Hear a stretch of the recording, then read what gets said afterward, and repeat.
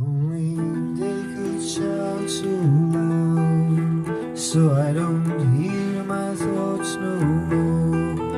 If only they could stretch my soul, so I don't doubt what I feel. The heart won't listen until it hits the ground. Leads me then, it'll break away to your arms. The heart won't listen until it hits the ground. Leads me then, it'll break away to your arms. Pozdrav ljudi, mi smo na Okoc i vidimo se u Puli 7.6. na Bloomsday festivalu. Mjesto je Cafe Bar Ulix. Petak, dođite, vidimo se.